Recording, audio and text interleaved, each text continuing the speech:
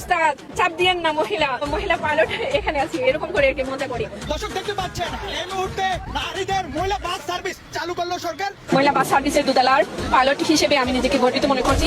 হ্যাঁ, ঢাকার মতো ব্যস্ত সড়কে নারীদের নিরাপত্তা ও ভালো যাতায়াতের জন্য ব্যবস্থা করা হয়েছে বিআরটিসির বিশেষ বাস পিঙ্ক কালার। এই বাসে যাত্রী শুধু নারীরা। আর ভালো লাগার বিষয় হলো কারে এই বাসের হেল্পার, ড্রাইভার, কন্ডাক্টর সব নারীরা। কি আশ্চর্য কথা! শুধু আশ্চর্যের কথা না কাকা, এটা একটা দুশ্চিন্তারও কথা। কারণ এখন থেকে নারীরা নাকি রাস্তায় বাস চালাবে। আল্লাহ আকবার, আল্লাহ আকবার, কোনে যে পড়বে না আল্লাহ জানে। এদিকে তো আসতেছে, আমার আগে গেছে আজকে। আর অবশ্যই এখন বাসা থেকে বের হওয়ার আগে শহর থেকে শেষ বিদায় নিয়ে বের হবেন, কারণ এখন নারীরা বাস চালাবে। তাই এখন রাস্তাঘাটে সাবধানে চলাফেরা করতে হবে, বলা তো যায় না কখন উপর দিয়ে তুলে দেয়। আর হ্যাঁ, এই বাসে শুধু মেয়েরাই চড়তে পারবে, তার মানে স্বামী স্ত্রী এক বাসে যাইতে পারবে না।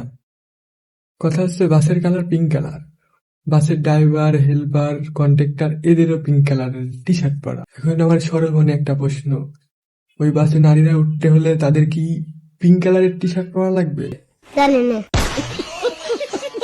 আর এত এত কালার থাকার পরেও কেন বাসের কালার পিঙ্ক কালার করলো? নাকি মেয়েরা জেদ করছিল যে বাসের কালার পিঙ্ক কালার যদি না হয় তাহলে আমরা বাসে উঠবো না? আর একটা বিষয় হচ্ছে কারণ যখন বাসের ভিতর সবাই থাকবে নারীরা, তখন সিট নিয়ে আর হেল্পারের সাথে ভাড়া নিয়ে চুল ছিঁড়াছিঁড়ি করবে কি নারীরা? না না আপু, এই কথা তো আমি বলি না, এই কথাগুলো সব কমেন্টে বলতেছে আর আমি আপনাদের মাঝে তুলে ধরলাম আর কি। এখন অনেকে বলা বলি করছে যে নারী ড্রাইভাররা অ্যাক্সিডেন্ট করবে, ভাড়া নিয়ে চুল ছিঁড়াছিঁড়ি করবে।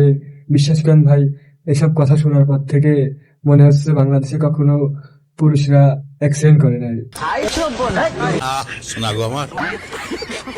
আমার কাছে পার্সোনালি বর্তমান সরকারের এই নারীদের প্রতি উদ্যোগটা নেওয়া খুবই খুবই ভালো লেগেছে। আর হ্যাঁ, এটাও দেখলাম যে মহিলা বাস সার্ভিস রাস্তায় নামতে না নামতে হানিফ চাচা তার পিছনে লেগে গেছে। আর অনেকেই টিচিং করতেছে। আর এইসব দেখে হেল্পার পুংটা কমেন্ট করেছে, মামা বামে চাপেন ডানে মামে। মানে কি বলবো, বাংলাদেশে যাই হোক না কেন আপনারা ফ্রিতেই কিন্তু বিনোদন পাবেন ভরপুর। তো প্রিয় ভিউয়ার্স, অডিয়েন্সরা, তোমাদের ভিতরে এই এতটুকু ভিডিও ছিল, তোমরা লাইক, কমেন্ট, শেয়ার করবা। আর এই ভিডিওতে আমার টার্গেট যদি ফিল আপ হয় তাহলে পরবর্তীতে ঝাঁকা নাকা আসবে।